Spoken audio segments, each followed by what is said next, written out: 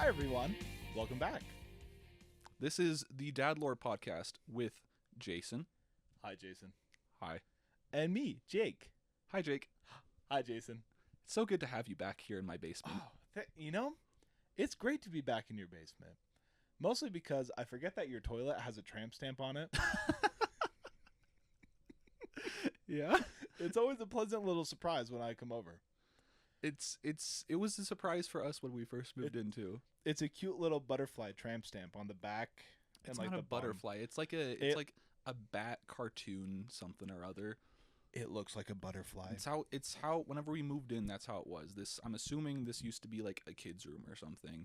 Maybe for our landlord upstairs. The sticker just, I don't know how it got there in the first place. Whatever brave soul put the sticker in the toilet. It makes sense if it was a kid, I guess. But I want you to know though, the very first time I saw it, I thought it was a poop stain. That's a valid. So yeah. I was like, Wow, 2 episodes in a row talking about poop, huh? Dude, I'm 2 for 2. Oh. Number 2. Oh my goodness. Where do I come up with this stuff? You're just a certified genius.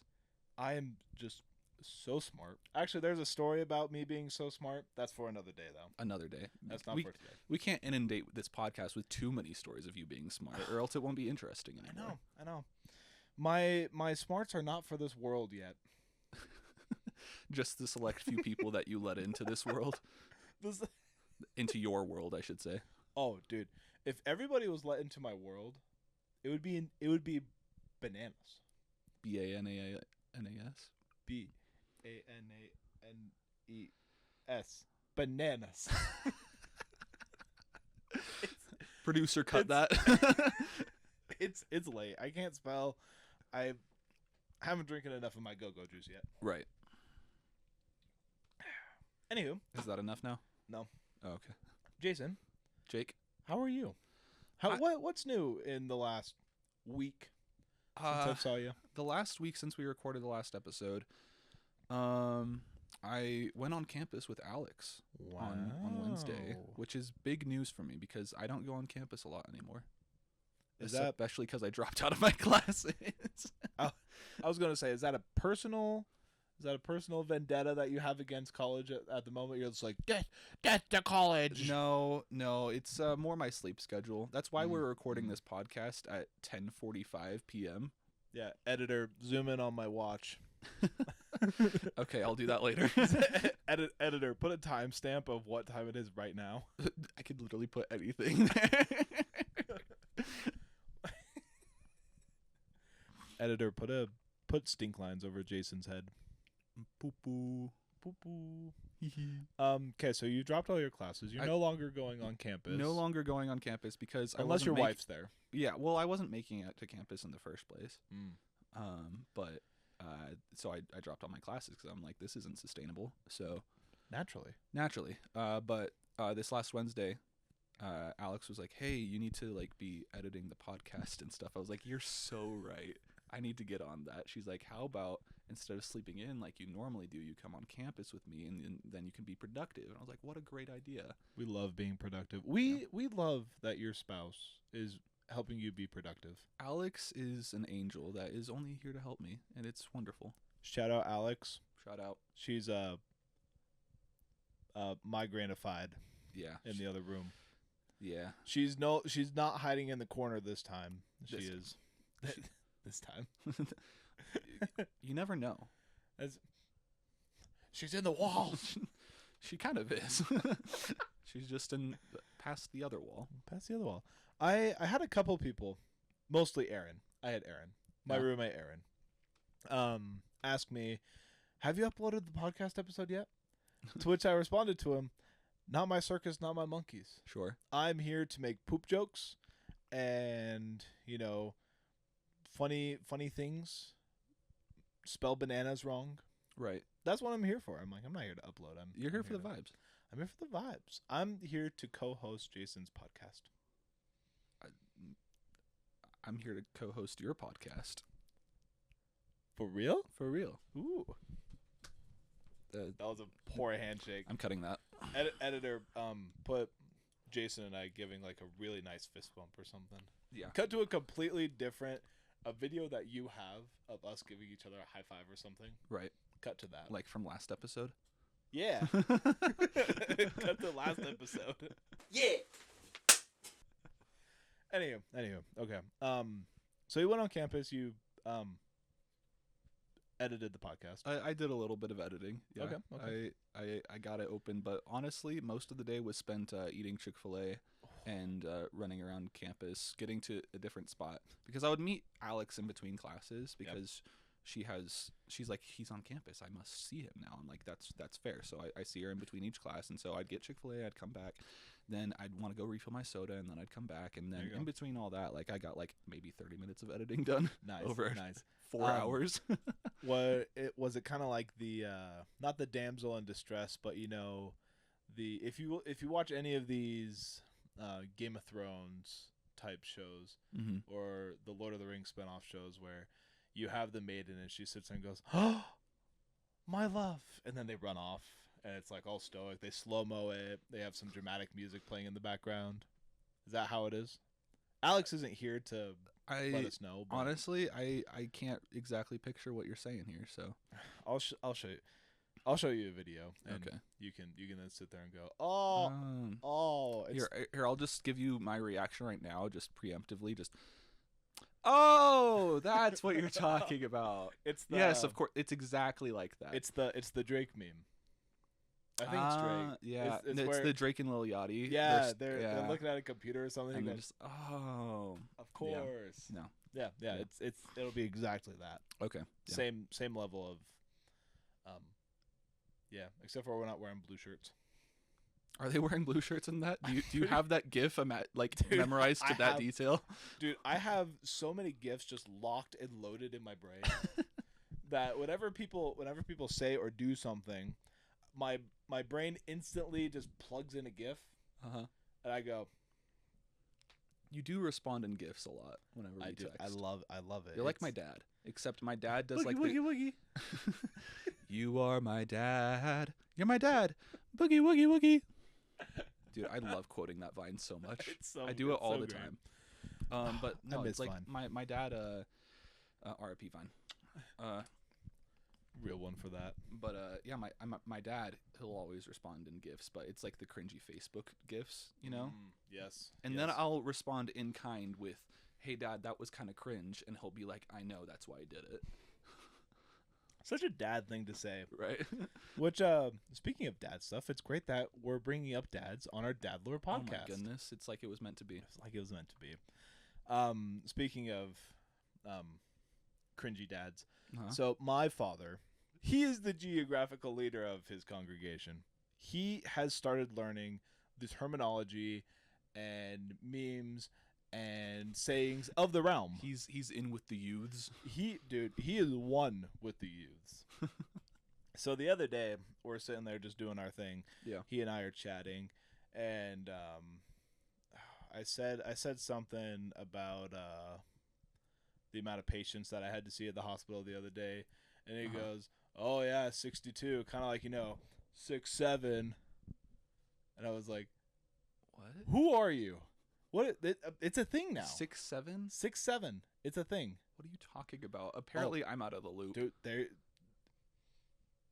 Now you know how I felt because I Okay. was 100% out of the loop. I was like, "Dad, what are you talking about?" Right. And he goes, "Well, this is what like the young kids of the day are saying now." That's not how my dad sounds, but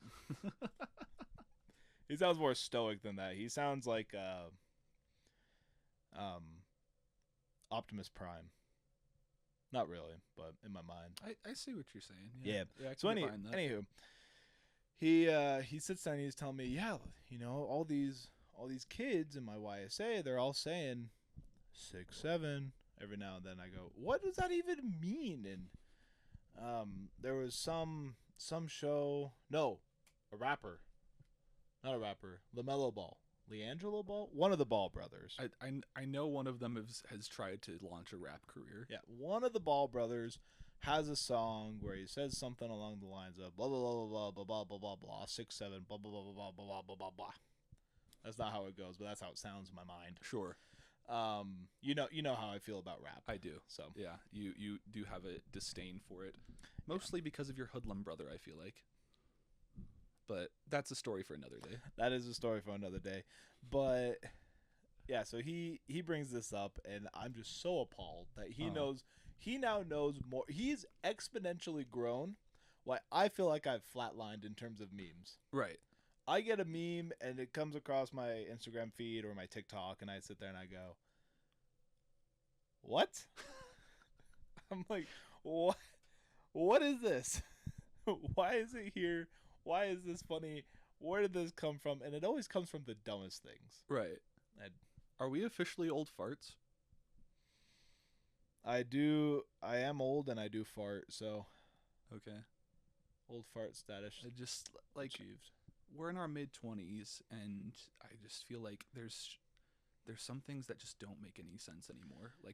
I do feel like the grandpa yelling at the kids on this, like, in my lawn Get off my lawn, you at kids! some points, just like whenever I'm talking to my younger brothers, just they're just like, haha, funny joke, and I'm just like, yeah. I missed when memes. I miss our memes growing up. Mostly Vine. It's mostly Vine. You're right. Are you talking to like pre-Vine era too, like the Bad Luck Brian era, or? Oh yeah, that peak Sure. stuff. In the future, like 2040, 2050, Uh, they're gonna have a whole textbook, and it's gonna be the study of memes. there's gonna be a whole museum. Oh, dude, it's gonna be wonder. I can't wait till I'm like 92, and my great grandchildren sit there and go, "Come on, Grandpappy, let's go to the meme museum." And I'm gonna sit there. I'm gonna be walking through with my cane and being an old man, just going, "Arr, arr," and they're gonna, they're gonna walk across an exhibit, and it's gonna be a dog, and they're gonna say, "Why is there a dog? What's up, dog?" Well, nothing much. What's up with you? I'm just gonna answer my own memes, and they're gonna sit there and look at me like That I'm. would be really funny if the museum just had a picture of a dog, just so the boomers could like respond with that and get their grandchildren in that way. You just walk I up. would love You that. just walk up to it and you just go, "What's up, dog?" And they just have another painting that's just Joe. Oh man, yeah. I honestly cannot wait for that day. It's gonna be fantastic. You know, maybe they'll be asking like, why is there a dog? Because they're just like, what's a dog? Oh, what's up, Maybe dog? the dogs will be extinct by then. Oh, It's a long ways away. You never know. I don't think dogs will go extinct. But maybe dogs as we know them now might go extinct. So we only have they'll- poodles They'll just and evolve chihuahuas, into like they started at the peak alpha form of the wolf, right? and now we have chihuahuas. And they're just all gonna degrade into chihuahuas by then. That would be so sad. I hate chihuahuas. Like with I feel burning like the fiery only things that they passions. do is bark and hump Shake. your leg. Oh, and yeah, Well, if they can reach that high, usually your foot. they hump your foot. They hunk like the bridge of your ankle. The amount of times I've been in like random people's houses and like they just have a chihuahua and all it wants to do is hump my leg. I'm like, I don't know you. Why do you feel so comfortable in doing that? Like, bro. And then they're just staring at the dog, just like, yeah, let him do it. I'm just like, I don't. Yep, okay. that's Clementine for you. That's little No, princess no, for you. No. Those are the pit bull names. This is our cute girl Daisy. It's like the most I- aggressive pit bull you've Look, ever I seen. will say, I've genuinely liked pit bulls more than chihuahuas. Do you want to know why you like pit bulls so much? Because he's been there, done that, and every day above ground's a great day. I was waiting Remember for that?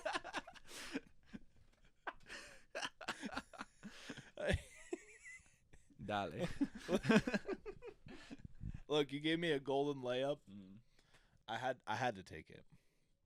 I appreciate being able to do that for you. Thank you. It's what friends are for. Yeah, my mom had a song that she used to sing. It has nothing to do with friends, but she would say, "That's what moms are for." That was the Mm. whole song, and she would sing it like, "That's what moms are for." It would typically be when she grounds me or takes away a privilege or something. My entire purpose here is to punish you. And as a kid, I would sit there and I would say the things that my mom also has this list of things that she considers swear words, Mm. and it's stuff like "that's not my fault" or She considers the phrase "that's not my fault" a swear word. yeah. She's like, "Well, clearly you could have done something to alter the situation." I'm like, "I don't know, Mom. 100% War crimes, responsibility. war crimes by Canada could not have been solved by me." The I didn't like. That was World War II. That was- I was not alive. that was before my time. World War II was not my fault. 100% accountability, Jake. I know. So that's what she was trying to teach us, which I'm Is she grateful. prejudiced against Canadians even though she married your father? No, she's prejudiced that whenever we cross the border guards like to say, "So, looking in this car here, we got 2, 3, 4, 6 Canadians and 1 American. Are you smuggling her across the border? Is she coming across the border illegally?" We go, "No, we got our passport right here." And she always sits there and goes, "Huff. All my dirty Canadian children." She feels like she's being discriminated She's against. being discriminated against every single time we cross the border. But where was I going with this? That's what moms are for. She would ground me. "That's not my fault" is a swear word. I don't know. I don't know where I was going with this. I appreciate the story though. Yeah, this little side tangent about how my mom now hates Canadians because Right. every time we cross the border, she gets singled out. We all have our Canadian passports too, so Huh. she's the only one that has to hand over a dirty American passport. Actually, no, we all go up on our American passports, but since my father's Canadian, they sit there and say, "Oh, thank you for coming across the border here. Welcome back. Welcome home, eh?" Yeah, When I went up on that Canadian ski trip, yeah. they told me, they said, "Welcome home." Mhm. And I was like, "This is freaking awesome." Everyone else got a "Welcome to Canada." I got a "Welcome home." I was like, there was a fanfare off in the distance. I heard trumpets somewhere. Yeah. Like, it was I mean, glorious. I think that's just the constant soundtrack for Banff anyways. It's a wonderful place. Yeah. I love it. Love Banff. Great place. So, Jake, how has your last week been? You know, nothing too exciting. No? Yeah, just kind of living life, doing my thing. I went up to Draper because my mother said, "Hey, I found the most beautiful woman for you to meet in your entire existence." Right. And it kind of felt like she was a used car salesman, and she was trying to sell me a Volkswagen Beetle from 2005. That has like 3 different discount stickers on it. Yeah, and it's the Indian in the 7-Eleven going, "But for you, my friend, special discount." Ah. And I was just like, What was your mom's offer? basically, she introduced me to this chica, and we chatted for a little bit, Mm-hmm. and she came back over to me and she said, "So, what do we think?" And I said, "I don't know, Mom." And she said, "If you take this woman out, I'll pay for your date." Right, the classic parent move. And I Yeah. said, "You make this sound like I don't go on dates. You make this sound like I just don't talk to people ever." Mm-hmm. And I was like, "I'll have you know, Mom, I went on 2 dates this week already." Wow. So actually, that is something. I did have 2 dates, Okay. different chicas. Both were fun. That's good. Like, it wasn't anything, over the top. Second date with either of them? Maybe. I'm texting one as we speak. Okay. So We take those? we take those. It's better than nothing. Okay. I like it. I'm tired of my DMs being filled with memes from Scott and Mark. I'm sorry I haven't been contributing to that lately. Yeah, man. What you doing? I deleted Instagram. Well, I didn't delete Instagram, but I turned off notifications for Instagram and then removed it from my home screen. Oh, And that would do it. I did that in the middle of dating Alex, Mhm. and that has probably increased my mental health drastically. Hey, there you go. So There you go. There you go.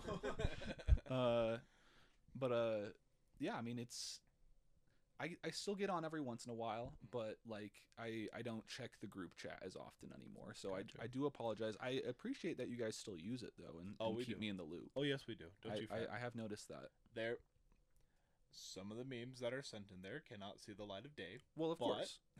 What else are group chats for? I send a lot to your wife actually. Do you really? Yeah, every now and then I find one that I'm like I'm swiping through, I'm doing my thing, Uh-huh. and I find one, I sit there and I go, ha, LOL, Jason. And she probably thinks they're true. That's the thing. She loves memes that make fun of me. Like, she'll show me those kinds of things too. Oh, wonderful. Actually, it may have been that meme the other day. I haven't checked yet, but a couple days ago, Alex was like, just dying hysterically at this meme, and It was probably one that I said. right, I and- said funny memes. well, I was like, "What's going on?" She's like, "Don't worry, I sent it to you." I was like, "Just show me now." She's like, "No, I sent it to you." I was like, "Okay, what's so funny about it?" She's like, "It's you." And I was like, "Oh no." Here's the thing. That shows a truly healthy relationship, though. We make fun of each other all the time. It's Oh, fantastic. yeah, I bet it's I love it. good stuff. Yeah. Yeah. Besides that, did some golfing. I still suck at golf. And who doesn't suck at golf? I have a coworker that's actually really good. He says that he sucks. Okay, but how much money has he spent on golf? Like on golf clubs and golf gear, or just like going Golf golfing? clubs, gear, and going. He goes a lot more often than I do. Okay, so that's already Because I go once probably every 2 weeks. 'kay. Or something, and I don't play with better people, and I don't go to the range or anything. I just kind of show up and I have fun with it. right. I mean, these are usually your business meetings. Yes, business is always As- discussed. As is golf is for. Yeah, golf is for business. Here, actually, I had this conversation with some of my buddies the other day. Yeah. I am still under the belief that golf is not a sport. Not even a sport. Not a sport. Hot It is take. a leisure. It is a leisure activity. Okay. The same way that ice skating. But like, there's still competitive golf though. well, there is, and I'm getting to that. Okay. It's like there is ice skating, Right. and then there is short track speed skating. Sure. Both are ice skating. One Right. is just competitive. Right. So I think you can take golf tournaments, and then golfing, Uh-huh. and those are two separate things. So would you classify like kind of like bowling in the same category? Yeah, bowling is a leisure activity. It's not a Right. sport. But then there's until like the you do- professional bowlers. Yeah, until you do professional bowling. Okay, but then how does like pickup basketball work into that? Like, because you would say pickup basketball is a sport, surely. Yeah. I don't know where I draw the line. This is still a theory that I'm fine tuning. You're workshopping. I'm yeah. workshopping the theory. Yeah. But you kind of you're picking up what I'm putting down. Yeah, for the most part. I get what you're saying. I don't agree, but I understand. Well, I feel like pickup basketball too. Just getting back to that, Mhm. it's more of a like you are still playing, Mm-hmm. but it can be more of like I'm honing my skills to go play professionally or in a group team. Unless you're just like a bunch of buddies, just playing Right. pickup ball. I feel like most guys, at least our age nowadays, are just like they have no aspirations of going to a higher level. It's I played basketball in I played basketball in high school, right? and Like, I want to keep playing. Right. I mean, like I played basketball in 7th grade. I was like that, and that was it. Like, and Well, so now you don't play basketball. Well, you play basketball competitively because when we all play together, we do it competitively. right, yeah, But not in a It's not- competitive format. yeah, so Right. it's kind of it's a athletic event. Athleisure. Athleisure. There you go. New words. It's not a new word. That's a type of clothing. Is it really? Yeah, that's What? athleisure clothing is like a not category know of that. clothing, like like track pants or something, Oh, okay. Gotcha. Yeah. Gotcha. Now, okay. or like Lululemons.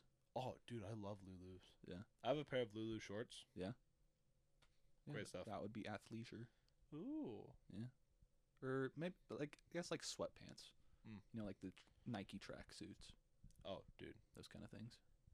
Love Nike tracksuits. Yeah. I don't have one, but I mean, I think it's always great whenever I go to the Provo High School Mhm. and I see, you know, the 80-year-old man in his tracksuit. Just, I need to put my mic down. But he's sitting there doing the, just like heavy breathing. Yeah. It's fantastic. I love it. Well, Jake, thank you for updating me on your week. Yeah. Shall we jump into the weekly activities? Let's do it. I think we have some good stuff for today. I think we do too. Let's start off with our brain freeze activity. Yes. Here, hold my mic. Thank you.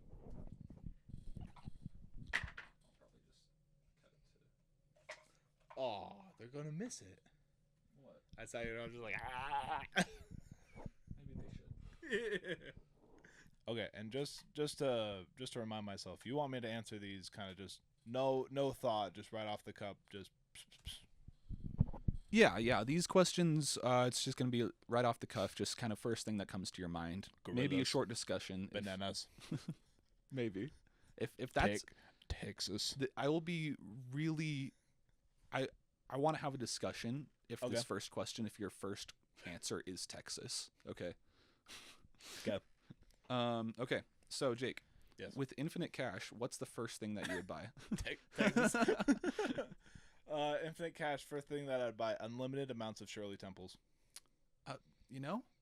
Yeah, that checks out. I love a good Shirley Temple. Please explain why. Well, okay. So, short story or long story short, favorite drink ever. Drank it with my buddies growing up. Great stuff. Mhm. Love it.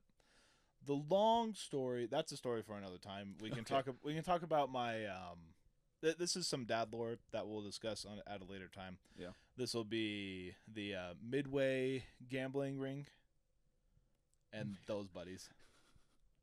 You had a gambling ring in Midway? Well, it wasn't a gambling ring. It was just me and my buddies. We'd go up to his cabin Oh, that's and we'd right. play poker up there. Right. Yeah. No, that's fair. Yeah. I forgot Won about that. won a lot of money. Is that done? You guys not doing that anymore? Well, no, not long. Again, short story. Okay. No, we're not. Okay. The Fair. long answer deals with heartache and troubling stuff and friends moving out of state. So. Of course. But A story for another time. short end of the story, basically nostalgia. Yeah, it's nostalgic. Okay. So, Fair enough. I mean, if we were to bump it up to something more, it would be awesome sports cars and stuff. I'd probably buy Mhm. myself a Jeep. I'd probably buy a ski resort, and then I would kick everybody off the ski resort so Right. I could only You ski. just have the mountain to yourself. Exactly. Yeah. So Select people. could first come thing, ski. Shirley Temples. Yeah. Then sports cars. Then sports Then cars. a ski resort. Then ski resort. I like it. Yeah. Okay. This is actually. I know you could probably go a couple ways with this, depending on Ooh. how you want to interpret it. Okay. What's your worst injury? Oh. Oh man. Okay. We can go with I'm gonna leave this to you, Okay. and then I can tell you a short story about each one. Yeah. Do we want to go with my emotional, my pride? Is that different than the emotional? It's a little. The stories are a little different. Okay. Or physical. Let's go with your pride. My pride. That's interesting to me. Okay. So once upon a time, when I was a wee lad, Uh-huh. meaning like 5 years ago, up at Utah State, they have this thing called Aggie Connections or USU Connections. It's a 2-credit class. Get free credits out of it. Mhm. And it's basically your orientation. You show up and it's like, what do you want to get out of college? Let's show you where all the campus buildings are. Oh my goodness, they did so great. They did so much fun. It actually was. It was a hoot. I had a ton of fun with it. Uh-huh. Met some great people, and there was a chica that I met. Yeah. This chica shall remain nameless, but Should we give her a fake name for the purposes of the story? can we? We're gonna call her Brittany. Brittany. Brittany. That's not her name, but White Chicks is like my favorite movie, so Mm-hmm. we're rolling with it. So anyway, Great. me and Brittany hung out a lot during Connections, mostly because she lived in the same building that I was living in, so we saw each other all the time. Yeah. And we'd walk to Connections together. And we get to Connections, we're doing our thing, and they kind of set us loose to go do this scavenger hunt to go find all of our classes that we're going to have on campus. Yeah. And you need to take a picture of yourself in front of the classroom so that you know where it is. really strange because everything was online due to COVID. Mm-hmm. Don't know why they had us do this, but they had us do this. And there was a door. That is kind of funny. Yeah, there was a door that you were supposed to push to open. Mm-hmm. And well, yeah, you were supposed to push it to open. And she sat there, and as we're about to go into this building, she goes, "Hey, I think you need to push this door." I walk up to the door and I grab this handle, which was the confusing part. There was a handle. There was a handle. There was a Ooh, handle, so it okay. got real confusing. Yeah. I grab this handle, flip my head back like this, and I go, "Girl, don't you fret. I'm a college student now. I'm smart." Proceed to yank that handle, and it goes nowhere. And the thing is, it wasn't just the fact that Brittany was standing there. Yeah. There were some other chicas who were also kind of fine. And every ounce of my pride as a masculine man that knew my way around and knew how to do things, gone in an instant. Here you are trying to impress all the ladies. With my college knowledge of opening doors. We should have that phrase around more often. College knowledge. College knowledge, yeah. I was a college student, so I knew everything. Of course. And I could do everything. So Right. I tried to pull a door that was a push. Uh-huh. To this day, two of those chicas that I still chat with will not let me live it down. It was that bad? They just remember it that fondly. They go, "Oh my goodness, remember that one time you sat there and said, oh my goodness, I'm a college student, I can open a door." I feel like that's just something that you can pass easily. Just like you pull it and then you're just like, oh, and then you just push Well, it. it was and go the in. fact. It was the fact that I get like I You was hyped it up. Dude, I try to put some dramatic flair on that. I was like, I can open doors, just bow. And it didn't open. And then I doubled down and I pulled it again. I'm like, oh, maybe this door is just locked. I'm like, oh, the door. Clearly the door is locked. So, Right. I mean, I would try the other door. I go to the next door. Oh, Then you somebody. tripled down. And then somebody comes out these doors and they'd hit the handicap button Mm-hmm. and the door folds in. And I sat there and I looked at it. I'm red in the face. I feel like an idiot. These chicas are like on the ground dying because of not my. How many chicas? There were 4. There were 4. Okay. 3 of them were pretty good looking. Uh-huh. And Number 4, you know who you are. you know who you are. But yeah, Wow. it hurt That's- my soul.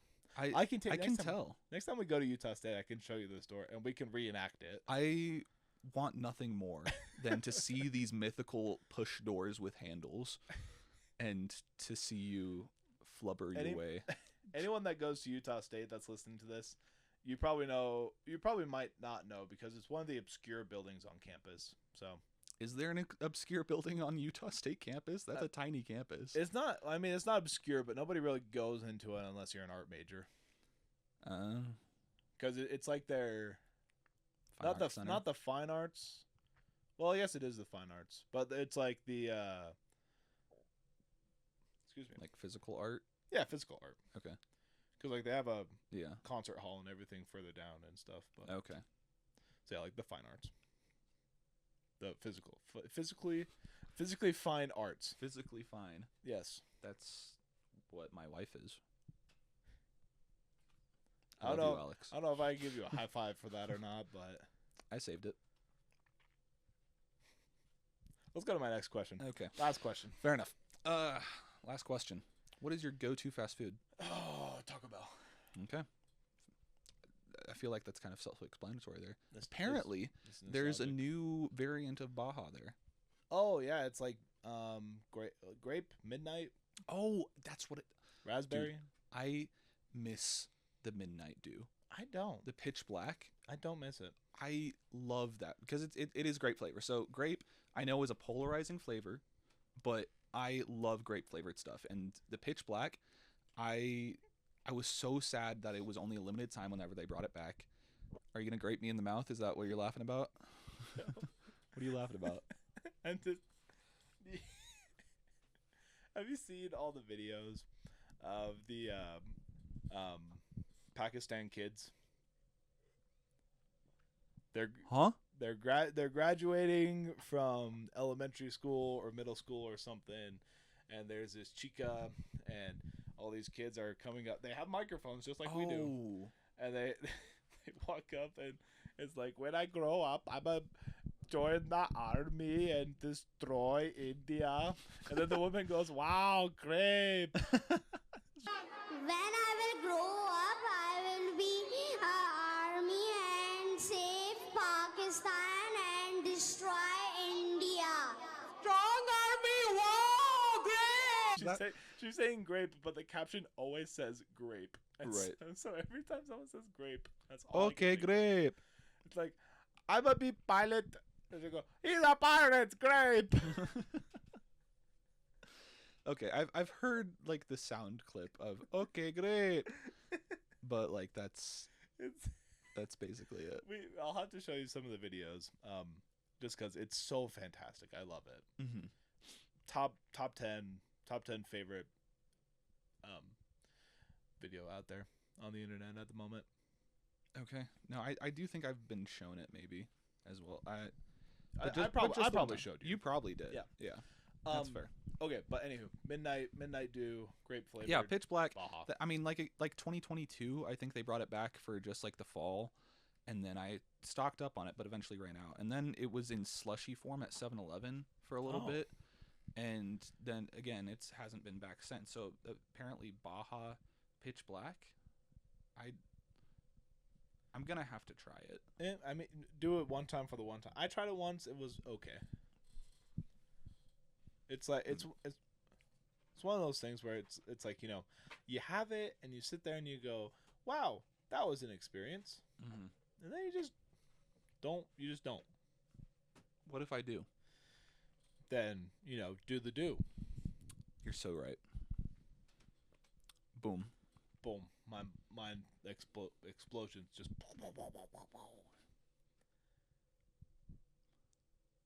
I'm sorry. I'm not gonna say it. Not gonna say it.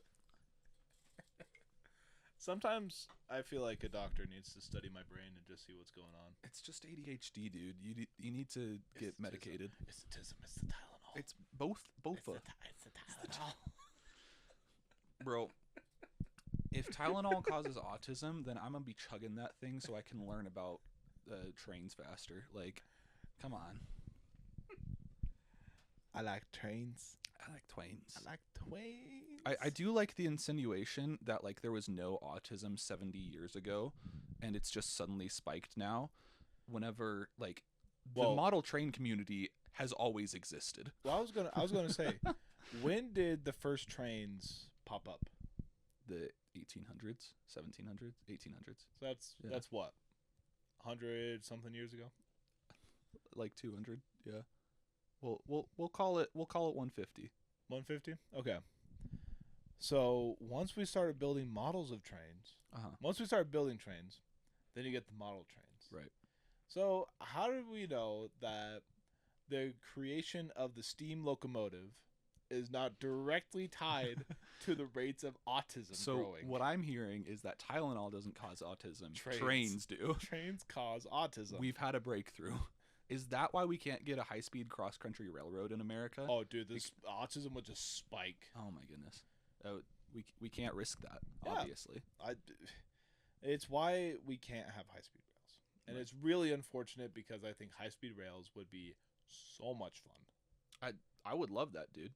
There was a whole thing. I actually did a project on this in college. Well, I'm still in college, but Right. like my Your communication. undergrad? Yeah, my Yeah. undergrad. In my communications class that I had to take, we had to show up with a presentation about something to improve things in life and stuff. Mm-hmm. And I said high-speed rails across America Yeah. and nuclear power. Right.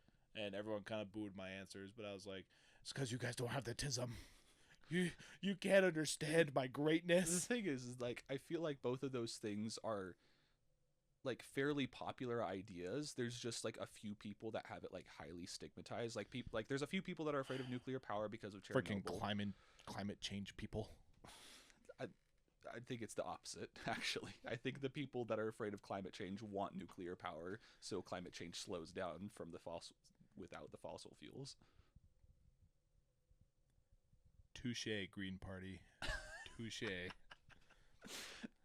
Either way, I think those are, for some reason, polarizing ideas. But if you talk to the average Joe Schmo and actually explain the general ideals of each of the products, that they'd be on board with it.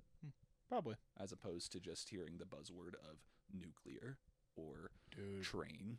But, dude, put the two together. A nuclear train. Nuclear train? Yeah.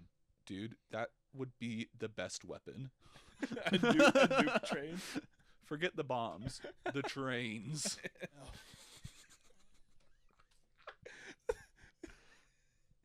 That's not that funny. Look. It's, what, 11:23 at this point? It's a 1:15. I'm a little drunk and I need you now. Said I wouldn't call, but I lost all control and I need you now. I'm sorry. I'll stop. I keep going. Oh, no, I'm good. I'm good. Well, Matthew's the singer, not me. Matthew is the singer. I'm also a singer. We were both classically trained. So, which apparently I saw a stat that men who are classically trained as singers as kids lose their vocal cords much faster. So it's a good thing I wasn't trained.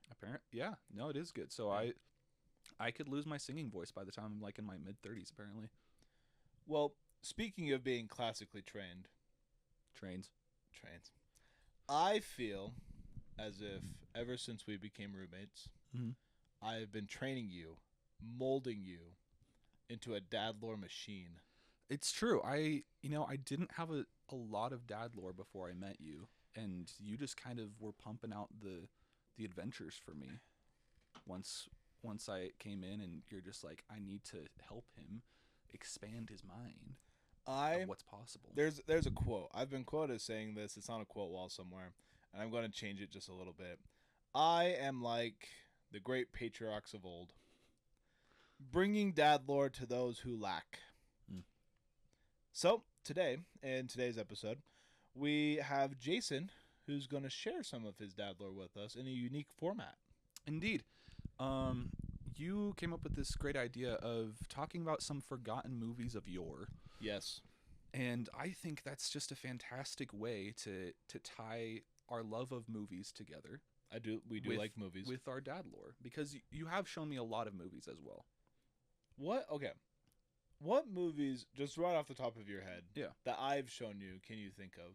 I mean, White Chicks for one thing. Oh, love White Chicks. Of course. Great movie. You reintroduced Talladega Nights to me. Love Talladega Nights. Great movie. I'd say those are the probably top two. Both great movies. There's definitely at least one movie where I would walk into the apartment of the year and a half that we lived together, and 90% of the time it was that movie. And I don't know if it was White Chicks. That I was watching just over and over again? Yeah, basically. It might have been Road to El Dorado. No, it wasn't that, but that is a goated movie. Star Wars Episode 3? No. I know that's your comfort movie, though. Oliver and Company? I've never seen it. Oh, no, we talked about this in the pre-episode. No, we did not, did we? I think we did. I think I mentioned it. And you were like, oh, I don't think I've ever seen that one. And I said, oh, it's freaking banger. I've already forgotten that we had that conversation, so. Oh. Okay. Either way, I see how it is. This episode, our plan is to introduce some of my dad lore. Yay. Through introducing movies as well that are from my childhood. And I'm going to kind of convolutedly wrap them into my dad lore. And I think you're going to like it. Was it Treasure Planet? You did introduce me to Treasure Planet. I will say that. That's a great movie. Every time you put up a movie, I turn to look at the camera and I go, great movie. It's because they are great movies. Bangers. You know, it probably was White Chicks, though, now that I'm thinking about it. Oh, my God, that birthday. Okay, I'm sorry. I'm distracting you. So, please, Jason, without further ado, give us your first movie here. Well, what I was going to say is... Oh, I'm sorry. This episode, we'll go through 3 movies that I feel like are kind of under the ground, maybe forgotten movies. And I'll connect it to some of my dad lore, which, ironically enough, all of this dad lore is before I met you. Wow. I know, right? And then next time we have a one-off episode with just us. So And- 2 weeks from now. And 2 weeks from now, we'll do the same thing, but with your movies and your dad lore. Okay. That And gives me time to prep. Yeah, I think that's a good plan. Yeah. So, without further ado, have you ever heard of the movie Like Mike? I believe so. Is it the one where there's that kid who puts on some basketball shoes Mm-hmm. and is like, "Make me like Mike"? Yeah. No, that's the movie. That's the whole movie. That's basically the whole movie. The gist of the movie is that there's this 13-year-old kid who likes basketball, but I think one day he's being bullied or something, and maybe his shoes get thrown up on the power line.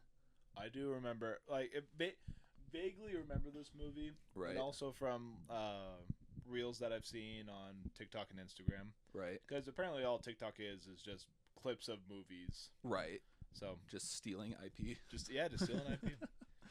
Yeah, continue. But yeah, and long story short, a different pair of shoes I think gets is on the power line and gets struck by lightning, Ooh. and those shoes fall down, and the kid finds them, and they have the initials MJ written inside of them, and he's like, oh, "There's no way, are these Michael Jordan shoes?" And he puts them on, and suddenly he's been imbued with the powers of Michael Jordan What? whenever he wears these shoes. Is it possible to learn this power? I think you have to get struck by lightning. Oh man, that's unfortunately not a dad lore story I have. You could try. Close. I've gotten close. That's a story. That's a story for another Story time. for another time. It's actually one of the stories that I had on lock, but we changed Okay. plans a little bit. So Okay. continue. Okay. No. Okay. But yeah. So this kid, he gets just really good at basketball, so good that the NBA picks him up, and he plays for the fictional Los Angeles Knights. Wow. Yeah. And then he, there's like this father figure, and I thought it was The Rock for some reason. Ever since, I haven't seen this movie in over a decade. Okay. And I always thought that the father figure was The Rock. But I guess I was just like being kind of racist because I looked it up, and I don't know who the actor is. I don't recognize him from anything but this movie. But it's definitely not The Rock. I mean, to be fair though, The Rock is a very fatherly figure. I mean, I guess. I mean, if you don't watch him in any of his, like other- Fast and Furious. if you don't or watch him in the Fast and Furious Jumanji. or Jumanji, well, in Jumanji he just plays the role of a nerd, which I thought the way that they did Jumanji was perfect. It was. Yeah. I thought it was That, really that, well done. that was a good rendition of Yeah. Jumanji. I Um, can agree. No, but Dwayne Johnson is in a movie called The Tooth Fairy, Yes. and he's also in one called The Game Plan. I don't think I've heard of that one.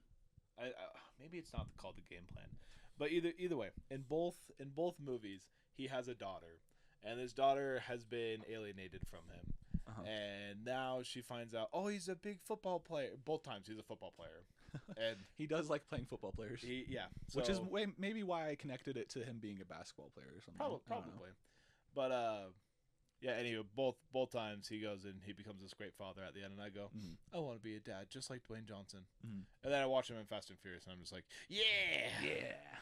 Okay, anywho, continue. So there's apparently not The Rock is the father figure. And then there's like the white comedic relief best friend of this kid, because There's always one. right. He's the kid that played the little kid in Stuart Little. So he's in this movie. Oh, okay, gotcha. Yeah. So like the actual little kid. I was thinking Chicken Little for a second. I was like, there are no humans in that, but continue. No, yeah, Stuart Little. Okay, Stuart Little. And then Brenda Song is also apparently in this movie when I was doing some Really? research with this. Yeah, so yeah, London Timpson from Sweet Life of Zack and Cody. I was gonna say I don't know a lot of actors and actresses, so it's actually kind of crazy that. That is impressive. Yeah, Most thank you, people thank you. I bring up, you're like, I don't know that name. Yeah, and I'm then like, I I have no show idea who you, you're and you're talking like, about. oh, that person. But I know. Look, I know actors and actresses by the roles they play. So if you were to ask me, who like this person in this film? Oh, they played this person in that film too. And they go, how do you know that, but you don't know their name? It's like, I don't watch the credits.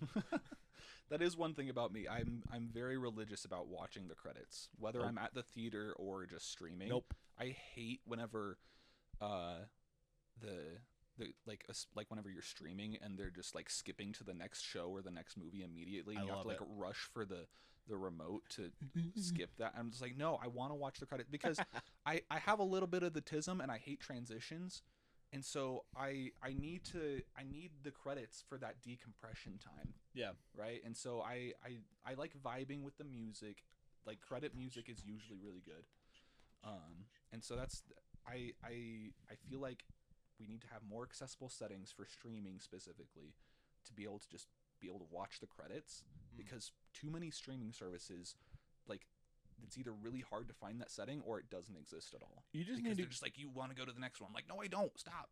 you just need to go back in time to when they did half the credits at the beginning. The old movies. Yeah. The old movies like Yeah. Chitty Chitty Bang Bang. Oh, dude. Banger. Banger. Love Chitty Chitty Bang Bang. It's like a 3-hour movie, though. Oh, dude, It's so long. But I remember like being a kid and watching that all the time. That was a creepy movie. I think my mom just turned it on because it was so long and it would keep us preoccupied for, an hour and a half longer than a normal kid's movie. Oh, of course. And so I watched it all the time as a kid. And then I remember one day we had like a rain day or something, and we watched it like a test day in school, like second grade. Uh-huh. And they watched it in school, and we only made it through half the movie. And I was like, what a ripoff. Like, and then we never went back into finish Yeah, it's like, it. do I get to watch the second half when I come back tomorrow? Like, Right, what, like- what is this? I was like, it was so dumb. Okay, we side tangent. Like Mike.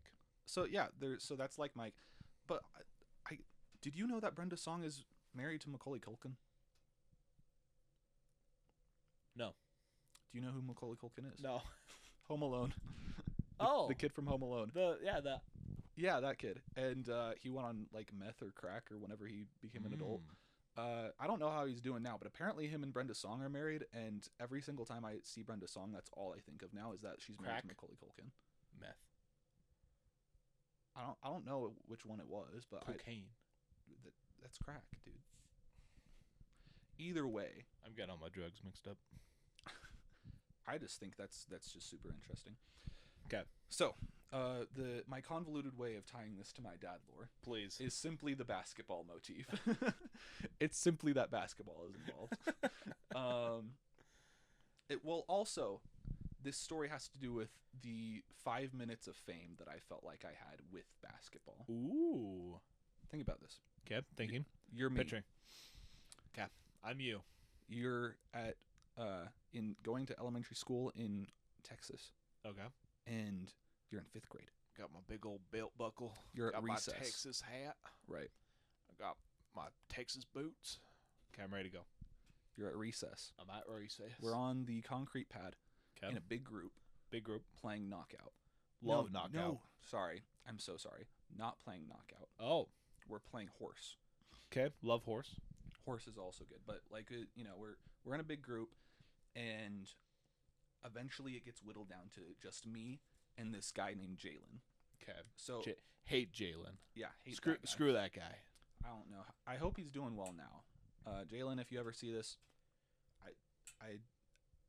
He I- doesn't hate you. I don't hate you. I haven't heard from you since high school, and it's don't listen to him. Anyways, so back then Jalen hit a growth spurt like before everyone else. So he's already like 6'1", Okay. and the rest of us fifth graders height. Got it. are like, if we're tall, we're like 5'6". Got right? it. Yeah, 5'6". And I'm probably not even that tall at that point. So we're playing knockout, and Jalen hasn't missed a single shot yet. Like he has a clean slate. Yeah. And I'm at HORS. I'm at 4 out of 5. Right. I'm about to lose, and it's just between me and him. And I decide it's time to kick up the gears. I need to pull out the secret weapon. Oh, the behind the back shot. No. Oh, No. dang. But so we had a basketball court at home, right? Uh-huh. And every single day, like basically the only thing I would practice is reverse layup, where Yeah. I'm right-handed, and so I drive in from the right side, go under the hoop, and then lay it up from the left side, Uh-huh. right? And I practiced that religiously. That was like the only thing that I ever got down. And so I was like, again, we need to pull out the big guns here, and I pull out my reverse layup. Yeah, and so I drive in, and everyone's like, "Oh, stupid! He's gonna do a layup," and then I do a reverse layup, and people are like, "Oh, Oh. And so then Jalen goes for it, and he misses. It's the first shot that he's missed, and everyone's like, "Whoa!" And so I was like, "Oh, that worked." And in my 5th grade mind, I'm just like, I'm gonna cheese him a little bit. And Want to see me do it again? You want to see me do it again? Exactly. So I do it 3 more times in a row and get him to HORS. We're now tied. You guys are tied. I came back from the depths, and I'm just like, oh my gosh, I might actually pull this Yeah, off. greatest comeback move aside, LeBron. Exactly. Who needs a 3-1 comeback whenever you have a 4-0 comeback? 4-0 comeback. So So much better than 3-1. I'm about to put in the kill shot, but then I miss it. I miss my reverse layup. I think the nerves just got to me, and everyone is freaking out. They're like, "Whoa!"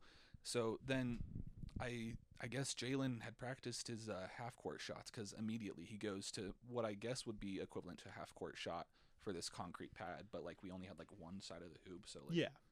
it's not like we had an actual half-court, but he basically pulls out a half-court shot and hits it, swishes it, no problem, and then I shoot it, and I think I like to think I got close, like maybe hit rim at least, but I probably airballed it. And then he won, and he celebrated, and everyone was like, "Yay, we like Jalen now," and I was back to being unpopular. Yeah, of course, the entire trajectory of my life would have changed from that moment had I won that game of horse. It's like the Phineas and Ferb episode where Dr. Doofenshmirtz needs to become a man, and he needs to do so by jumping off the high dive. I forgot about that episode. Dude, it's such a great episode. And then he builds like the look away-nator because he's going to go jump off the high dive at the pool, but he can't have everybody watching him. And so he goes there with Perry the Platypus, and he goes, "Perry the Platypus, I built the look away-nator. So everybody will look away when I'm jumping into the pool." It's just for his own pride at that point, which, I can appreciate. Yeah, having my pride hurt, me and Dr. Doof, we're the same. We are the same. I feel his pain. I just haven't turned evil yet. It takes will. It takes strength to resist the dark side. Mm-hmm. Obi-Wan Kenobi said that. Okay. Did he? He did, yeah. Oh, what episode? I'm pretty sure it's episode 3. Oh, Or it's in one of the Kenobi episodes, which I hated. But I only saw that the one time. I think it was fine, but yeah, It was rewatch okay. value is a little low. it was okay. But Yeah. we live Anyway, in so that's my dad lore story from 5th grade, connected to basketball. Woo! What'd you think? I enjoyed that. Yeah? I think I've heard that story before. I probably have told it to you at least once. Once upon a moon, I Right. heard it.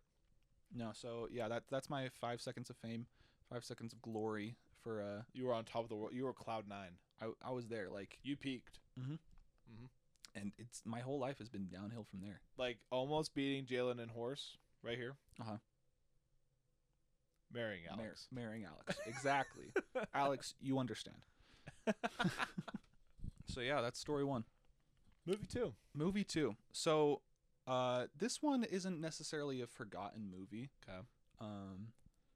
But I think it is a movie that's not necessarily known by our generation a lot, because it is a slightly older movie. I think it came out in the 80s. Okay. if I'm So correct. it's not mainstream, but I think- mainstream to well, it's not mainstream to Not us. mainstream to us, but I think the generation, like I think millennials and Gen X would probably Okay. know this movie even if they haven't seen it. I've probably seen this movie.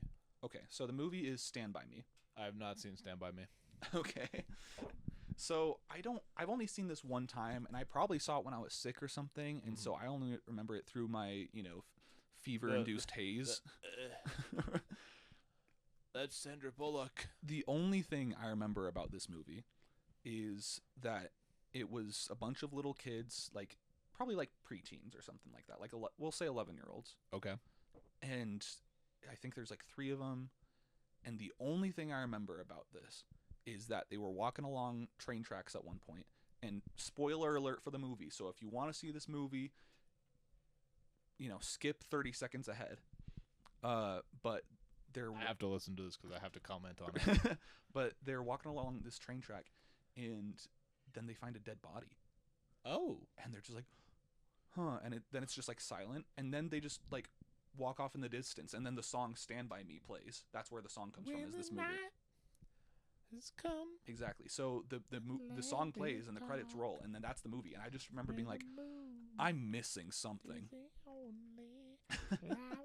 But that's like literally the only thing I remember about the movie. Love that song though. That's a good song. It is a good song. You have to respect that.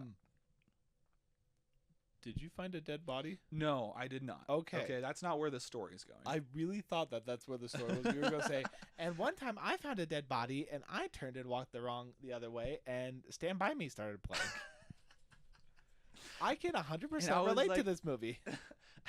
I'm in a movie. My life is a movie. Oh my goodness. Just planted the dead body to show my friends. No, but my loose connection to this movie is there's this spot in Arlington where I grew up. Okay. Where there's the Deep in the heart of Texas. Deep in the heart of Texas, North Texas. There's a song about that. There is a song about that. That's a good song as well. Yeah. Were you trying to make a mental judgment real quick? Well, I was making sure that we were on the same page. Deep in the heart of Texas. I mean, yeah, I'm thinking of the sped up version though. The TikTok version. Oh, the one where the one where they just sit there real quick and they go, "The stars at night are big and bright." Deep in the heart of Texas. Yeah. Okay, good. Glad we're on the same page. Me too. National anthem of Texas. It's not, but I appreciate it. Y'all aren't even a nation anymore. 9 years. Lasted longer than the Confederacy. Which we were also a part of.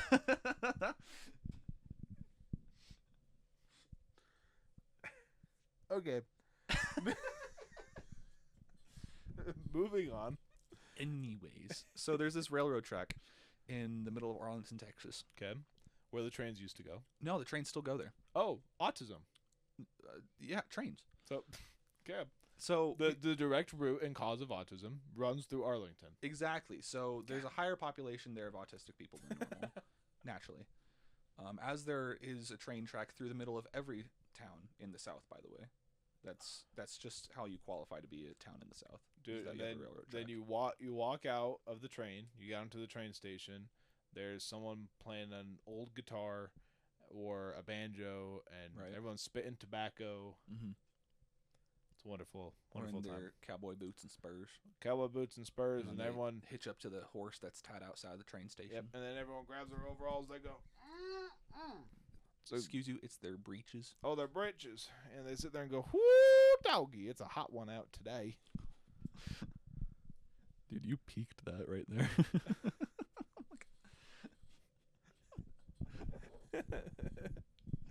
Anyways. I'm just letting out my inner Southern man. He's down in there somewhere. So, yeah, there's this railroad track that it leads to a place that my best friend Gavin calls Crystal Canyon. Ooh. And so he would go there a lot as a kid because he lived near these railroad tracks. And he eventually brought me there. Like Huckleberry Finn. I guess I read that book like one time. You're going to have to be more specific. I mean, I'm just thinking Huck Finn, railroad tracks, hillbillies, the works.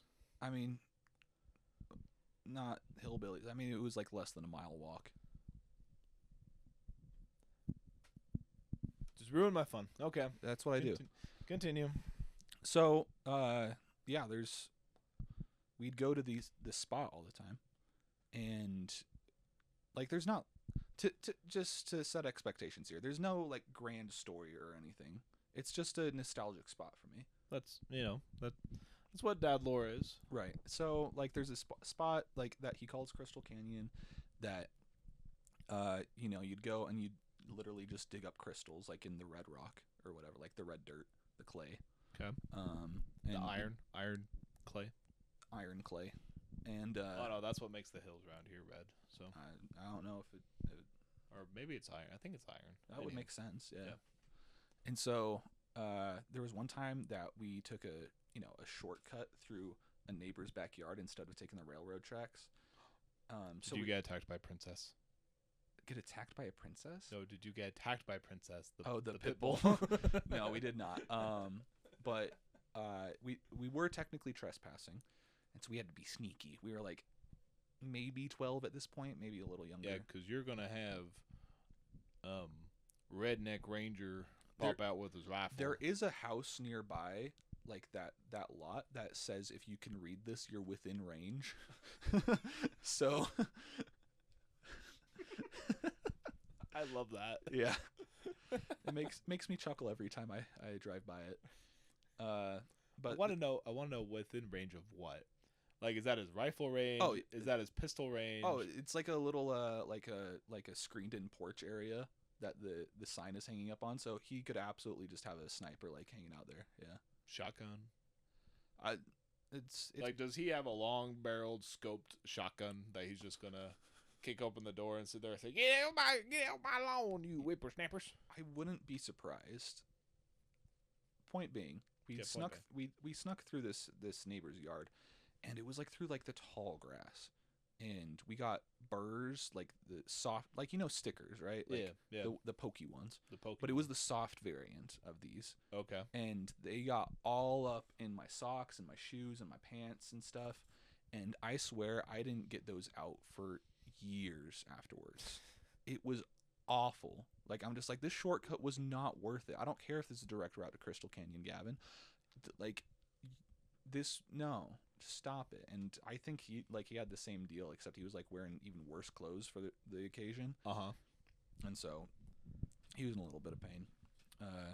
Anyways, but yeah, so like there's that spot, but like if you actually take the railroad track as well, you can get to this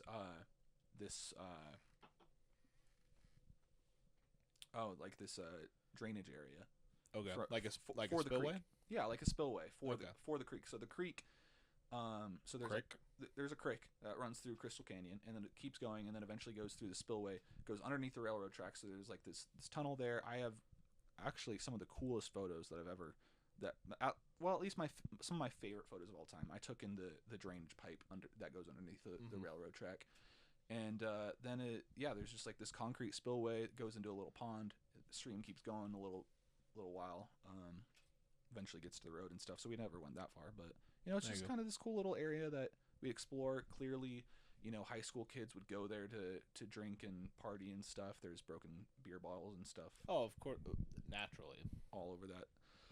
Stuff like that. Because I mean, what wonderful place has not been taken over by college students or high school students with beer bottles and cigarettes and vapes and stuff like that? Graffiti, lots of graffiti. There was some graffiti in this area. The Squidward smells nice. No, there was some pretty cool graffiti that I took some photos that was just kind of funny.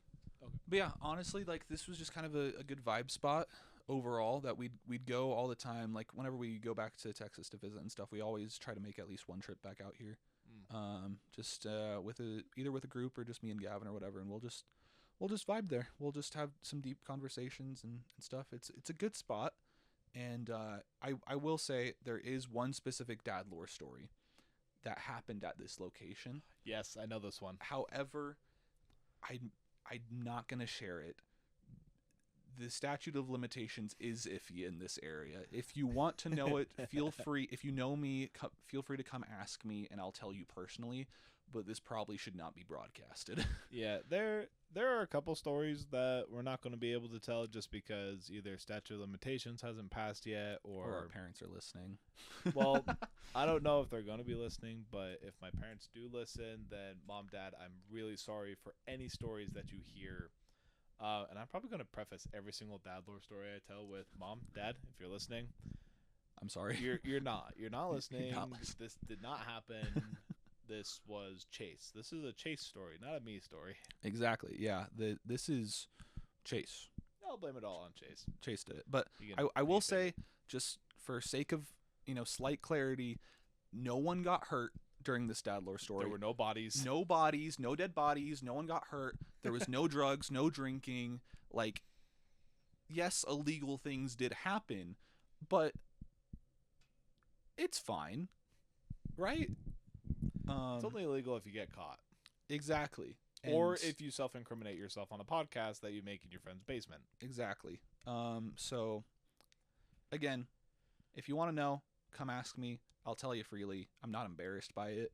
It's a pretty funny story. It's a pretty good story. If I'm Um, remembering it correctly, it's a pretty good story. Yeah. But, and I should probably ask whoever was with me if they would give me permission. I guess I kind of insinuated that Gavin was already there.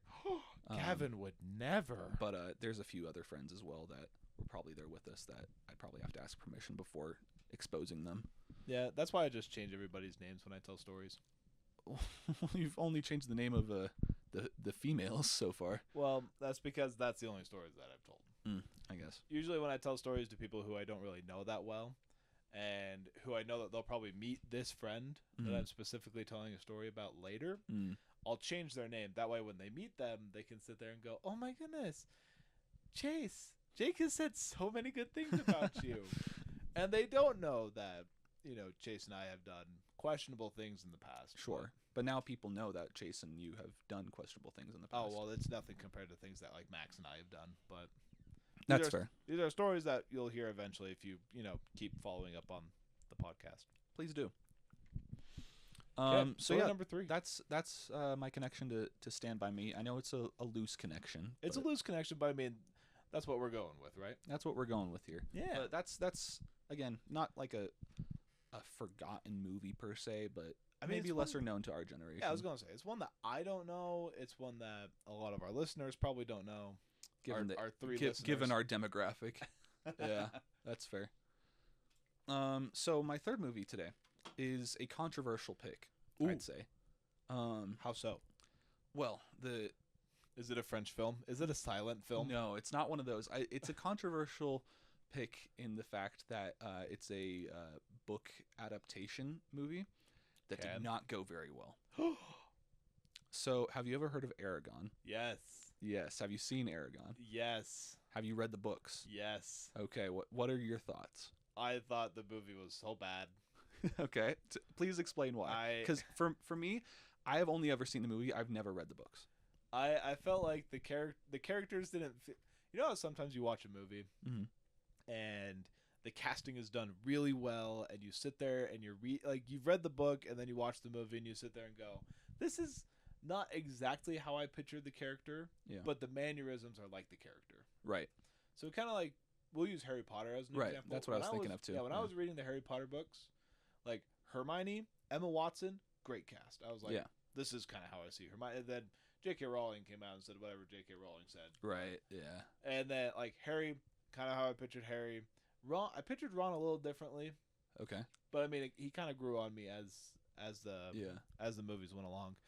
I will say I think they toned back Ginny substantially for the movies. Oh, 100% they did. Yeah, that kind of upset me a little bit. But I mean they kept the main three intact. Right. Where I was like, these guys feel like these feel like the characters from the book. mm-hmm. It translated well to the movie. And that's what I like. And there are times when you watch a movie and you just sit there and go, no, like the Percy Jackson movie. Yeah. Didn't work. It didn't, mostly Well, because They were 10 years older than the characters they were Yeah. supposed to be portraying. they were for 10 one years thing. older. Annabeth wasn't a blonde. It was played She was by hot at least. Alex Daddario. Man, like it was great. Right. But at the same time, the whole movie just felt horrible. The TV show that they did was pretty good though. Yeah, I felt like the TV show was good because they actually had Rick Riordan involved. Yeah. So that was well done. I'm looking forward to season 2. I will say I was a little bored by it at some points. Yeah. But also that might just be because I'm not a kid anymore, and it probably is fairly true to the books. And Probably, I'd have to go. Who's to reread say? the Maybe books. I wouldn't be as interested in the books anymore. I'd have to go. Well, I'd have to ask some 11-year-old niece or something. Like I went back. This is kind of branching off from that too. Yeah. I went back to reread the Michael Vey books. Yeah. Because I have a cousin that's reading them, and they said, "Oh my goodness, we should do like a cousin book club," and I was like, "This is a dumb thing." Not really. I didn't say it out loud. I thought it in my head though. And I said, "Yeah, sure, whatever." And they were reading Michael Vey, and I was reading it, and I said, "I really liked this when I was like a high schooler, Mm-hmm. like my freshman year of high school, Yeah. or whenever it came out. Not so much now. I'm like, it's a good book, but you know, it's not my forte. It's not my cup of tea." Yeah. But anyway, Aragon. The book was really good. I loved reading it. Mm-hmm. I watched the movie, and I just didn't get the same feel. Mm. I sat there and I kind of said, the characters don't feel like the characters that I had in my head. Yeah. And honestly, it's been long enough now that I would have to go reread the book and rewatch the movie, Yeah. and then maybe come up with some new thoughts about it. Because maybe now that I'm older, it would seem better. From what I've understood, that's not the case. Anyone that I've ever talked to that's actually read the books hates the movie. Yeah, I didn't like the movie at Matthew, all. our guest from last week, my brother, he especially disdains the movie. He thinks it's like, so we grew up as me and my brothers. We grew up watching Aragon. Love it. I didn't know it was a book. My sisters, well, like my sisters had read it, and so they Yeah. watched it with us, and then they never watched it with us again. I was like, okay, whatever. But I thought it was a sisters you are. yeah, I thought it was a great movie because dragons and fighting and swords and stuff like that, right? Oh, but you had nothing to compare it to. But I had nothing to compare it to, and so I thought the movie was fantastic. Okay, and then Matthew also kind of thought the movie was good, but then whenever he got old enough, he eventually read the book and was like, "Oh, this isn't the same thing at Mhm. all."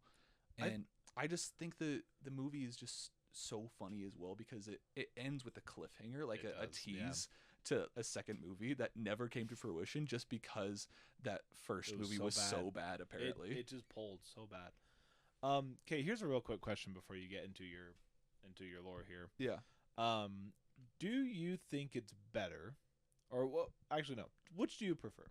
Would you prefer to watch a movie that has a book, Mm-hmm. having never read the book? Yeah. So you just watch the movie and you Yeah. sit there and you go, "Wow, that was a good movie." Uh-huh. Or would you rather read a book, have the expectation in your mind of what it's going to be, Mm. and then have the movie come out and have to deal with, either The comparison. yeah, and have to deal with the comparison? Or would you rather just live in ignorant bliss of knowing, oh, this movie was really good. Oh, there's a book. I'm never going to touch the book.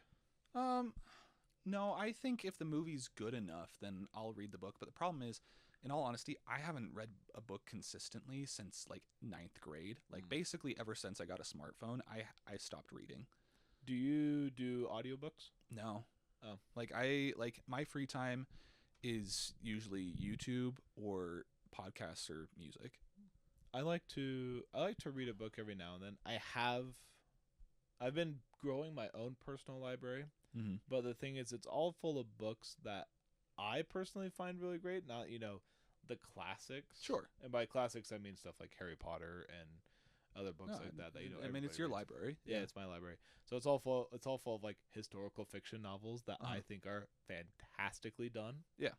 But I should lend you one of the books. It's actually really good. Yeah, I'm down. Good stuff. They had just real quick side tangent. Yeah. They had a plan to make one of them into a movie, and Tom Holland was going to be the lead role. Oh. And the only issue that I have with that is this kid in the book self-proclaims himself to be an ugly man, but believes that he's a charmer with the ladies. And so I'm like, what? You can't Can't cast Tom Holland. That's always rough for those kinds of like movie adaptations of books where the character is specifically supposed to be ugly. And they like, cast like how do you cast for that to be like like you either have to cast an attractive person that's already confident in their looks and then give them an ugly suit, or you have to cast someone who is ugly. who is ugly and then basically call them ugly, and that's their whole persona now to the outside world. Like no one wants that role. That's true. I will say though, he does have a glow up in the book. Because Okay. he's younger in the beginning of it, and then and by younger I mean I think he was 15, 16 at the Mhm. very beginning of the book, and then at the end of the book he's like 19. Mm-hmm. So he does have a little bit of a glow up. Yeah. But by his standards. Yeah.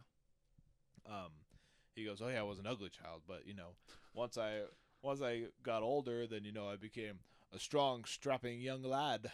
And I go, "You're an Italian, so I'll believe it." I'll believe it, dude. It's I will say, oh gosh, Matthew Neville from Harry Potter.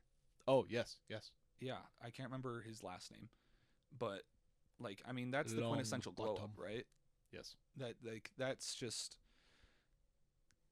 like he was. I will say he was cast as like kind of like the ugly kid, but I read recently apparently they were putting him in a fat suit until like movie 6, Oh, and so that helps a little bit. that does help a little bit.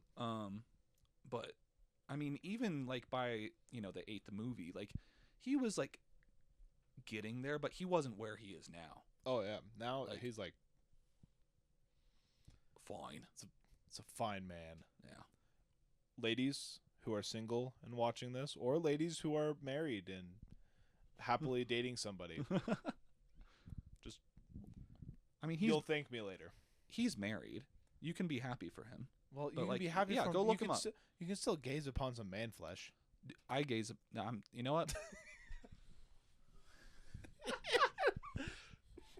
No, I don't. You are a married man. Indeed, I am. You cannot be saying things like that. I am single. I can say whatever the heck I want. I'm a single white man. I'm the most cancelable man in society at the moment. So. Okay, but going there's- back to Aragon. Well, actually, before we move on, Okay. Alex told me this funny story. I think it's yesterday, Okay. where there was this dude that she met that she thought he was the absolute bomb. Like he was so cute. And Was it you? No, it wasn't me. And she thought he was so cute, but she didn't have an opportunity to really ask him on a date. And a couple years later, she was like, I'm gonna ask him out on a date. And he had this beautiful glow up too. Okay. Like, and then he came out as gay. Oh. And she's like, it was so tragic. I was so mad. But like she showed me a photo, like the before and after. Whenever she liked him, like absolute, like he looked like 12-year-old me. Like I have seen pictures of 12-year-old Jason, and I'm sorry, like boss. I don't like. I'm just like, this was the version of this dude that you liked. She's like, yeah. I'm just like, why? She's like, I thought he was funny. And I'm just like, bro, what? But like this kid was like 19, and she liked someone that looked like 12-year-old me, and then a couple years later, he has this absolute glow up, just stunning man. I'm like, of course he'd be gay, but more opportunities for us. There you go.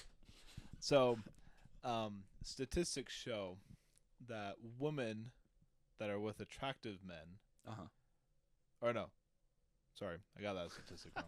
Women that are with unattractive men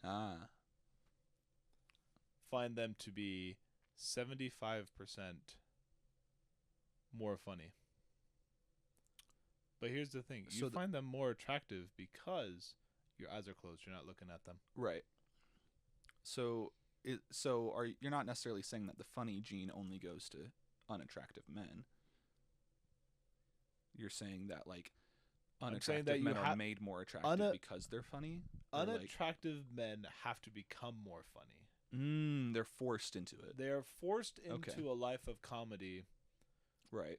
so that they can hit on attractive women Right. And get away with it. and get away with it because a woman Right. has her eyes closed because she's laughing at your funny joke. That's what you're saying. Okay. That's I what I'm saying. Sorry. I understand now. Again, Okay.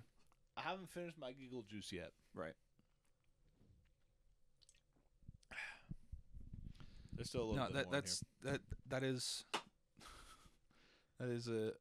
is a good point. here. Thank you. I So should be a philosopher. you are a philosopher, Jake.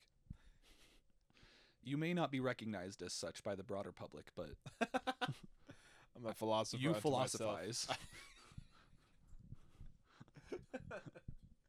We should have an episode where it's just us being philosophical. We'll get fake pipes and we'll just sit here We're gonna pretend stroking our beards. We're gonna dress up in suits, Togas. togas. That's an idea. There you go. Maybe we'll put it in the works. We'll do a poll. We'll do a poll. Okay, continue. So with Aragon, my connection with the dad lore here. You rode a dragon. No, I did not ride a dragon. But it's more along the lines of, it's like Aragon was like super hyped. Okay. Book is loved, but then the movie did not meet expectations. There's those flip-flopped expectations, and that's kind of where this story is. Did I not meet your expectations? No, Jake. Oh.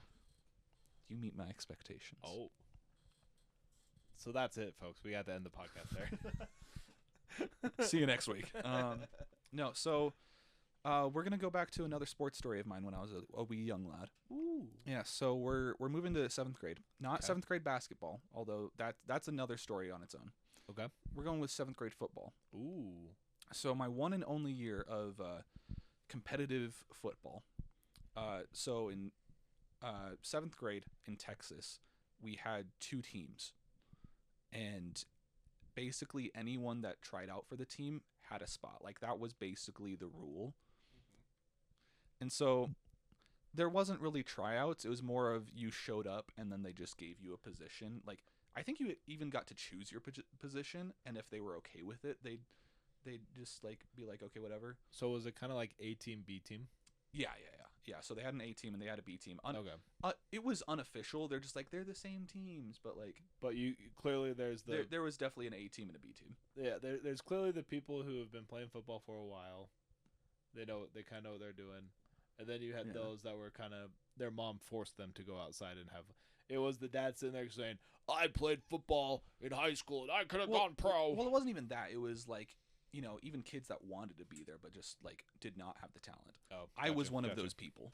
You wanted to be there, but you didn't. Okay, I wanted to be there, but I did not have the talent to be Got there. it. Yeah. got it. And so, It's because you grew up in Texas. Had you been in Utah, you would have had the talent. is that how that works? I I was a scrawny kid, dude. I was not built for football. I mean, they preach football as a religion in Texas. And it is a religion. It is. Okay, everyone But- everyone in Texas has 2 religions, okay? They have their main religion and then they have football. They have football. Right. I was gonna say, just in Utah, like we breed some good football players. Yeah. But we also breed some really crappy football players, and I've had the blessed opportunity to play with both. Right. You've played with both players that have made the NFL, I've played with NFL players, And with you people who've made the NFL, a couple. and I've played with people who now are reliving their high school glory days, and they still are ball boys for the high school football team. Do you think they're going to be listening to this podcast? He doesn't know that I'm making a podcast, so Is he never going to find out? I sure hope not. You know who you Anyways, are. he knows who he is. So I joined 7th grade football. Okay. Back then as well, not only does everyone make the team, everyone has an offensive position and a defensive position. Ooh, like Travis Hunter playing both ways. Exactly. So all of us were 2-way athletes. Okay. And okay. so I played like me. exactly, except you actually did it kind of successfully in high school. I kind of did. So I was wide receiver, and what they at the time called strong safety. Knowing what I know now about football, it was definitely more of a defensive end, which is really interesting. Like a drop down linebacker in college football right now. Yeah, like basically the position that they had me doing as strong safety Uh-huh. was I'd line up on the edge. Okay. And my entire job was to contain the runner, because Oh. at that level, we'd hardly ever be throwing. Like, as a wide receiver, our basically 99% of the plays called were us blocking the cornerback. That was it. Nice. And then, you run it up the middle. That Yeah. was basically it. So the only one Really complex offense. yeah, really the only ones that ever got any action were the running backs. Okay. Like, we didn't even have a kicker at that point. Like, kickers didn't come into play until 8th grade. And so if we, it was always 4-down territory. Oh, love it. Dan Campbell. We always went Dan for Campbell 2, football. and we never punted. And so Dan Campbell football. That's Exactly. what I'm hearing. at right its here. purest.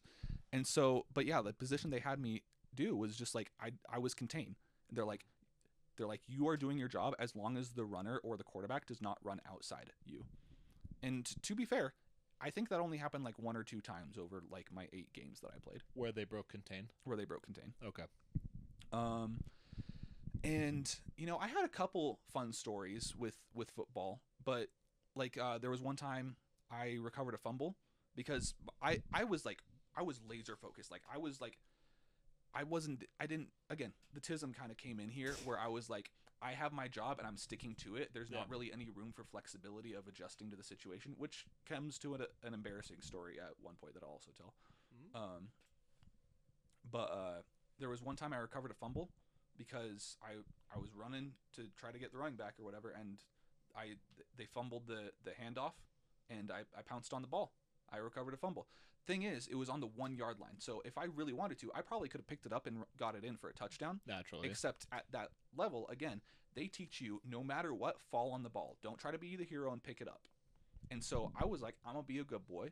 I'm going to fall on the ball. Fall right on the ball. I'm going to fall on the ball. You know, I feel like even in high school I was taught, don't be a hero, just fall on the ball. Right. Like, I feel like that's a very common thing, but especially for 7th graders, they're like, we do not trust you to do anything else. You are not Troy Polamalu. Right. And not so scoop and score. no scoop and scores. So I saw the ball. I jumped on it. We got the ball. It was great. Coach gave me a high five and, you know, run the offense out there. And so You're feeling high as a kite. I felt so high. And so they run the offense out there. And then before we're even able to get a playoff, we fumble it right back. And I'm like, what the freak happened? And I hear my coach yelling at the ref. And essentially, apparently what happened was the nose guard on the other team swiped the ball out of our center's hand before he hiked it. And so, okay, obviously very illegal. Very illegal. Like, that's not how this works. But apparently the ref wasn't paying attention and was just like, oh, he just fumbled the snap. Whenever it literally was stolen out from under our center's nose. And then the other team got the ball right back. I was like, bro, what the freak? We ended up having the last laugh because we shut them out. But I was just like, bro, what kind of bush league? Like, I get that it's 7th grade, but come on. Clearly that nose tackle paid off the ref. Apparently. His dad probably owns an oil rig. Right. Or oil. Maybe even owns the school. Who's to say? Maybe. And he just sat there and said, boy, you listen here. When that center goes to snap that ball, just take it right from him. Right back. He'll never know what hit him. Mm-hmm. So that was that was my, you know, one moment of glory really in football, was recovering that fumble. Then this is kind of where the disappointment comes in. So okay, to additionally preface, like, I had all these, you know, dreams and aspirations of being the hero in football, right? I grew up wanting to play football. I grew up playing NCAA, you know, great game, 10 or whatever all the time, which would have been around this time that I would have been in football as well. Yeah. But like, point being, like, I was just like, oh my gosh, I want to get a touchdown. I want to score points. I want to make catches. But then as the wide receiver again, I wasn't really doing much here. So we're playing our rivals this one week. Okay. And we're spanking them, you might say. Mm. We actually had 2 deaf kids on our team, and they were athletes, okay? Well, for one thing, so one of them was like a legitimate athlete, like he was Troy Polamalu. Mm-hmm. Okay. But like, he was also deaf. Like, he could not speak that well, and so but like, he learned how to speak well enough to communicate with us, but like, he was the guy that you did not want to line up from across. Okay. I'm a horrible person. Yes. Yeah. Continue. Yep. Yeah. I can't remember this dude's name off the top of my head. We'll call him Darren. Darren. Love him. Love Darren. Love Darren. Love you, Darren. So our QB, he was a fast little booger. He was also a short little booger. Like Kyler Murray. Yeah, he was very Kyler Murray energy, but in 7th grade. And so, you know, he could break contain and then run for a touchdown. And this is the end of the game. We're smacking our rival team. Uh-huh. And that's exactly what happened. We're like on the 20-yard line. We're not expecting anything, but he breaks contain, runs all the way to the other end for a touchdown. And so the way it worked for wide receiver is that we kind of like lined up for our turn, and then they just rotated us out, mm-hmm. which it's not like a lot happened anyways. But yeah. So we, coach calls a play for our 2-point conversion because again we don't have a kicker, and he calls a play that's designed for me to catch the 2-point conversion, and I'm like, oh my gosh, I'm gonna catch the ball. And I'm turning to my friend that's on the other side. I'm like, dude, I'm gonna catch the ball. He's like, you're gonna catch the ball. I'm like, oh, that's gonna be awesome. And so we run up and we line up, and then the ref blows the whistle and calls the game. And he's like, it's too dark. It's sundown. Game's over. And I'm just like, what? I was gonna catch and I'm the just like ball. looking up at him, like, what do you mean? He's like, game's over. I'm like, oh. It's so like the one time I was gonna catch the ball. But then again, as well, I don't think Bryce liked me. There was one time I accidentally let up a sack because the corner blitzed, and I was not very good at. Well, no, the corner didn't even blitz. I just it was a bootleg coming my direction. I was just so- not very good at blocking. Yeah, so that's kind of on. But him. that, It's that, on that, you. it- It's on that him. wasn't that game though. That was several games Yeah, before. yeah. But I also don't think just Bryce liked me because of that one time. So who's to say if he actually would have thrown it to me? Yeah. But Who knows? my dreams were shattered. That was my one time to actually catch the ball, and then I would have scored points too if I did catch it. There you go. Those but- were 2 points. Could have scored 2 points. Could have. Would have. Could have. So that was a letdown. Final letdown, but also a triumphant story. Okay. So this is another team that we're playing. 2 things happened during this game actually. Okay. So I'm on defense in my strong safety position. So I'm basically in my defensive end position. Okay. I'm on the line, and then suddenly I just hear, "Hey, Jason." I'm like, "What?" And I look up, and it's my friend Johnny, that I hadn't talked to in Is it like a the year or one- 2. Is it the one that won a fiddle of gold from the devil in Georgia? Different Johnny. Oh, okay. So I grew up with this kid. We'd been friends like when we were like 8, 9 and stuff, but like we hadn't like talked for like a year or 2. And I just hear, "Hey, Jason." I'm like, "What the freak?" And I look up, and then right then is when the play snapped, and he's playing tight end, and he just bowls me over, just absolutely pancakes me, and I'm just laying on the back. I'm like, "Ugh." And then coach calls me out of the game, and I'm just like, "Bro, what the freak was that?" So that happened earlier in the game. And then it comes down to the end of the game. And up to this point in the season, this is like our, I think, 3rd game. We've pitched a shutout this whole time of this point in the season. We haven't let up a single score. And so we're kind of riding on our coattails. We're like really proud that we haven't let up a single point the entire season. So it's the end of the game, and I'm lined up, and I hear yelling from my sideline, Baird, drop back. And the tism's kicking in. I'm like, but that's not my job. My job isn't to drop back. Cover the flat. My job is to contain. And they're like, Baird, get back from the line. I'm just like, what? And because they probably knew exactly what the call was from the other sideline, because we're in 7th grade. We're not using complex signs. Yeah. If you're running a wheel route, you do this, John. Like you put your finger in a circle. Yeah. So the other team probably always knows what the call is. And so my coaches probably picked up on that, and their team's coaches probably picked up that I was laser focused as well.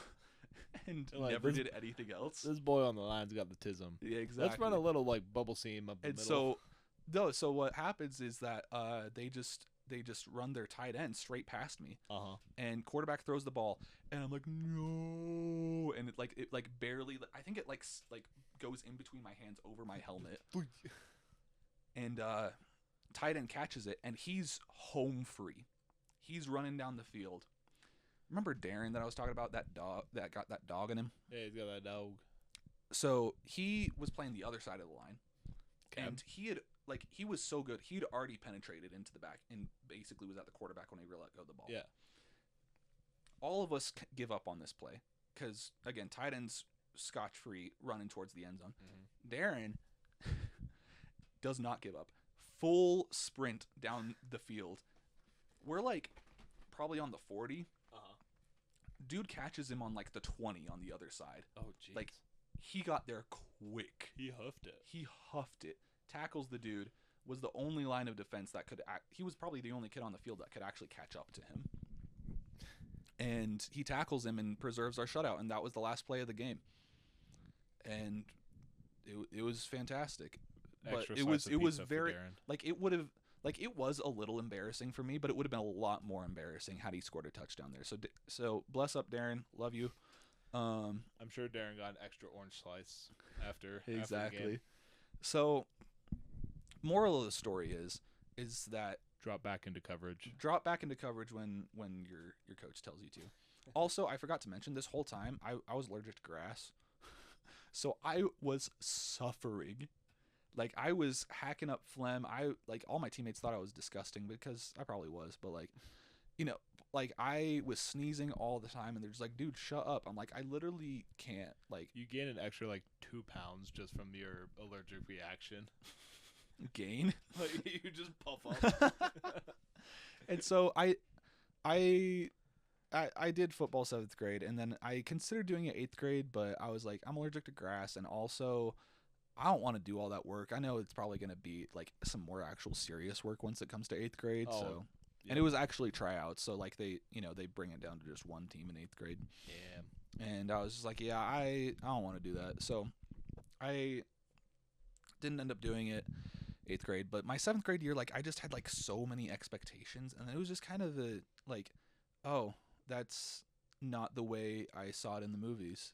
That's not the way I saw this kind of panning out. And so I was a little disappointed by it, but I still had fun with it. But I kind of see it in the same way that some people see Aragon, of just like they had such high expectations, and then majority of it was just kind of doo-doo in reality. But the thing is, I love Aragon, right? So most people would see my experience in football and be like, wow, that wasn't that great. But it's okay, because I didn't read the book. I had a great time. I want you to know, I actually forgot that we were talking about Aragon. I was so enthralled in your story about football Right. and, not dropping back into coverage that I was Right. just kind of like, oh, Aragon? I was like, Who? what? But, good tales. Thank you. I'm glad I could share them with you. Yeah. And I look Not forward with, to not with me. with us. us, the royal we. The royal we. But I'm looking forward to 2 weeks, then we get to talk about some of your dad lore connected to your movies. Little sneak peek here for everybody. Yeah. Mostly because Jason and I were talking about this in the pre-show. We're gonna talk about jousting. We'll probably Love a good mention- joust. Love a good joust. We'll probably talk about pigs, snowstorms, and maybe some hunting trips. Oh, what could all of those things have in common? Lions and tigers and bears. Oh my. Oh my is right. That's in 2 weeks. That's Next 2 week, weeks. we're going to have a very special guest. You'll have to just find out once it comes out. Mostly because we have not decided. We don't know who it is. We don't know who we want yet. So if you have a burning desire to be our next guest,